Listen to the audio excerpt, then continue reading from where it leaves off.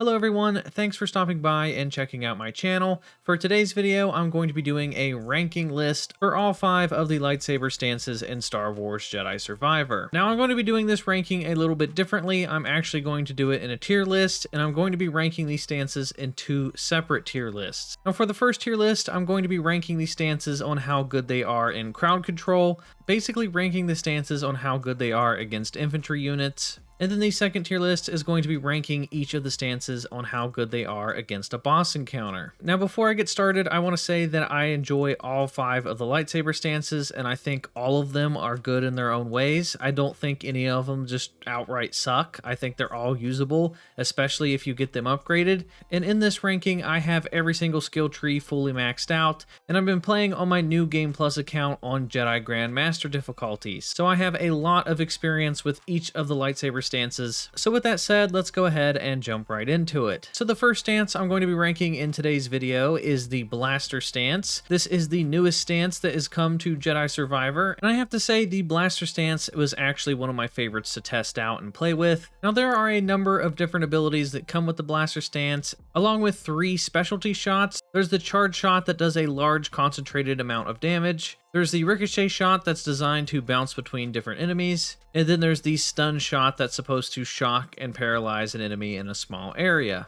That, and there's the special quick draw ability that you unlock at the top of the skill tree that is essentially just the dead eye from Red Dead Redemption. Although to be honest, I'm not the biggest fan of the quick draw ability because the difference between Red Dead Redemption and Jedi Survivor is that in Red Dead Redemption things kind of go in slow motion when you're in dead eye. So when you go to pull out this ability, it just doesn't really work most of the time because all of the droids or stormtroopers or whoever, they're just going to shoot you in real time and then just knock you out of the stance or kill you. So in my opinion, I just don't think it's that good of an ability, and I don't really recommend using it. As for the rest of the abilities in the Blaster Stance, I think the Blaster Stance is a pretty solid stance all around. And honestly, with the Blaster Stance, I think it is the absolute best when it comes to crowd control. If you take advantage of the ricochet rounds, you can take out multiple small enemies at the same time. If there's a bunch of stormtroopers or battle droids, you can just shoot off one shot and it will kill 3 or 4 of them. The stun rounds is really great at certain enemy types, especially the giant guys with the big hammers. Those guys are such a pain in the butt, but if you use the stun shot on the Blaster Stance, you can take them out pretty easily. I will say though that the Blaster Stance isn't ideal for all boss encounters. Overall, the blaster just doesn't do that much damage on certain bosses. It's a very situational stance for certain boss types. I found that it works best though when you're going up against a boss encounter that kind of keeps their distance from you. For example, if you're facing a bounty hunter that likes to stay away with their jetpack, this is the perfect stance for that. But if you're going up against somebody that likes to get straight up in your face with a lightsaber, I wouldn't be going with the Blaster Stance. So going over to the tier list, for the Blaster Stance, I'm going to be putting it up at S tier for crowd control. I think this is the absolute best option for taking out smaller enemy types. And then for the boss fight tier list, I'm going to be putting it up at B tier, just because I don't feel like this is the best option for boss fights. I feel like this is a very situational stance. Like I said, if you're going up against a bounty hunter with a jetpack or somebody that likes to keep their distance, this is the go-to stance there. But for most of the boss encounters in the game, the Blaster Stance just wouldn't be my first choice, so that's why I'm putting it at B tier. So it's an S for crowd control and a B for boss fights.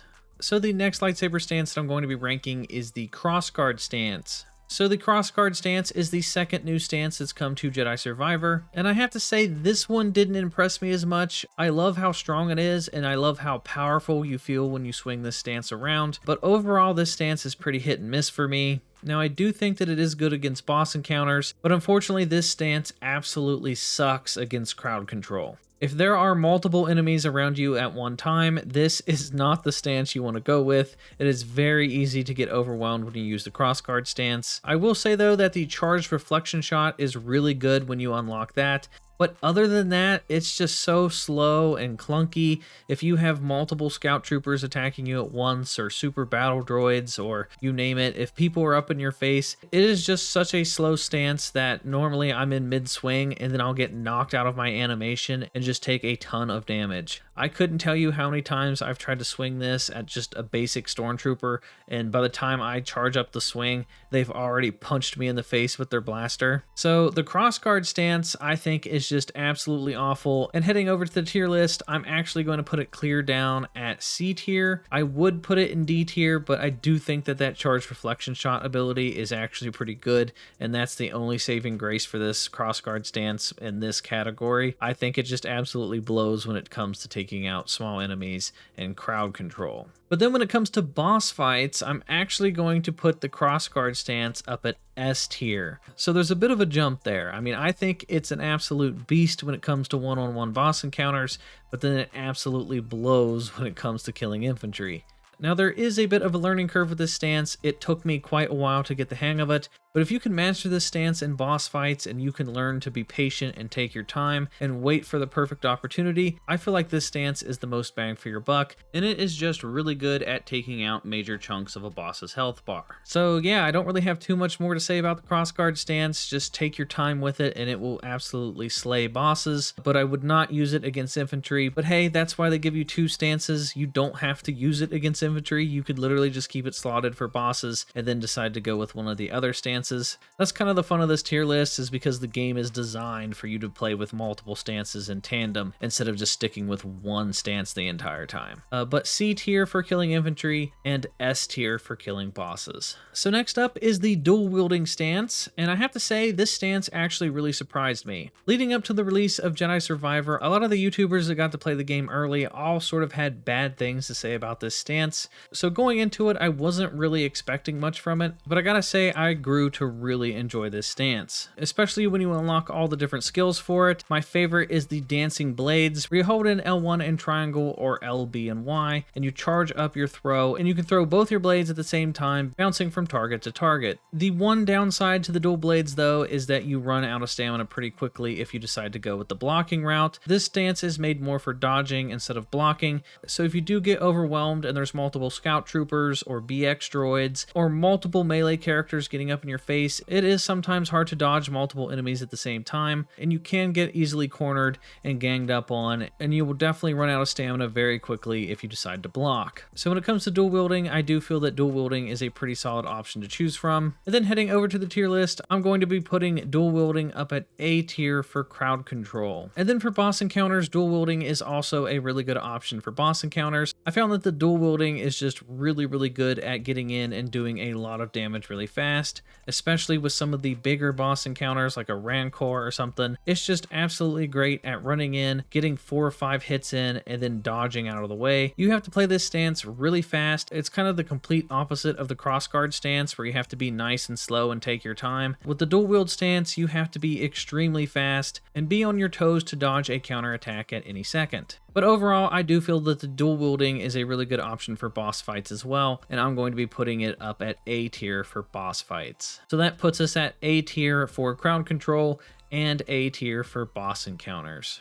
So the next stance is the double-bladed stance. Now this was actually one of my favorite stances to use just because I love Darth Maul so much. I'm a huge fan of Darth Maul in the Clone Wars and in Episode 1, so I like to use the dual blade just because, you know, I want to be like Darth Maul. Now I do really like that the double-bladed stance got a complete overhaul from Jedi Fallen Order. They really took their time and put in a lot of love and effort into the animations. I feel like the animations for the double-bladed stance is the best out of all 5 stances. It just looks so unbelievably cool to do pretty much anything. All the spins you can do and twirls and lightsaber throws and just everything about this stance looks really cool. When it comes to crowd control, I feel like this does a really great job as well, especially once you unlock the ability to reflect the minigun shots back at everyone in the vicinity. And once I unlocked this power, I loved anytime I saw a stormtrooper that had a minigun because I knew I was going to slaughter pretty much everyone standing around him. It's just so much fun to reflect blaster bolts back with the double-bladed saber. I feel like the double-bladed saber is the best when it comes to reflecting bolts, so anytime you're in an area where you know there's going to be a bunch of ranged enemies,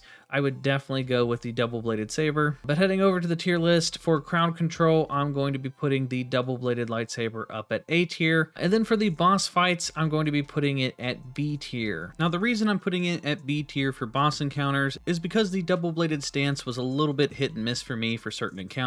I found that it's actually really good at stun locking certain enemy types, types, I found that the double blade is really good at breaking a boss's guard. So if you want to break their guard and open them up for a free couple shots, I would definitely go with the double bladed lightsaber. I found that it also is really good at stun locking certain enemies. If you just get up in their face and spam all your abilities just back to back to back, the double bladed saber can really overwhelm certain boss encounters. I actually beat the Rancor using the double-bladed lightsaber. I would just dodge its attacks and then get right up underneath of it and do a ton of damage really fast, so it is just great at doing DPS. But then when it comes to certain enemy types that don't have their guard easily broken, or if it's a boss that has some sort of melee ability, I found that it's just not the best at blocking melee attacks, and I just feel like some of the other stances are better at boss encounters, so that's why I'm keeping it at B tier. And then the final stance on our list is the single-bladed lightsaber stance. Now, to be honest, I never even tried out the single-bladed lightsaber stance until the very end of my first playthrough,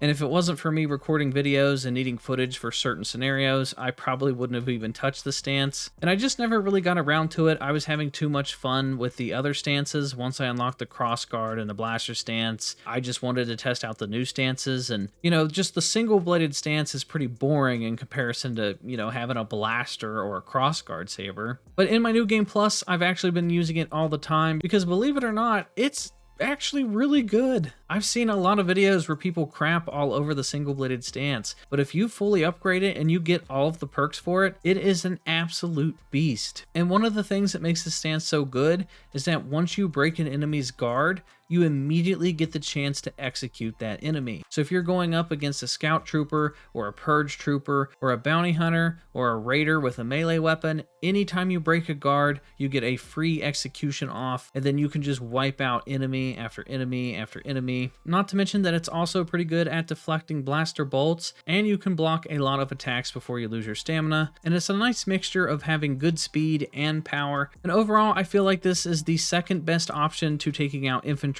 just right behind the blaster stance. So heading over to the tier list, I'm going to put it at S tier because I think that it's better than both the dual wielding and the double bladed, but I feel like it's still just behind the blaster stance when it comes to crowd control, but I'm still going to be putting it up at S tier. And then for boss encounters, it is also a really good option for boss encounters. The base stats of this lightsaber are equal across the board, so this lightsaber is the perfect balance of everything you need. It has a pretty good and fast saber throw ability, so you can do a good job of taking out enemies at a distance. And in New Game Plus, this stance has been kicking absolute butt in some of the boss encounters. I've been playing on Jedi Grandmaster difficulty, and a lot of the fights that I struggled with on my first playthrough are just an absolute breeze now that I'm using the single-bladed stance in my second playthrough. So when it comes to boss encounters, I'm going to be ranking the single-bladed lightsaber stance at A tier. So we have S tier for crowd control and A tier for boss encounters. So that is going to do it for my rankings of all 5 of the lightsaber stances in Star Wars Jedi Survivor. Now, like I said, I feel like every single one of these stances are good in their own way, and they're all good for specific scenarios. That's why they give you the option of having 2 of them equipped. That way you can kind of switch back and forth depending on your situation. But let me know what you guys think down in the comments. If you guys enjoyed this video, then please give it a thumbs up. It's greatly appreciated. If you guys want to check out another video, I have a bunch of Star Wars Jedi Survivor videos made, so be sure to check those out.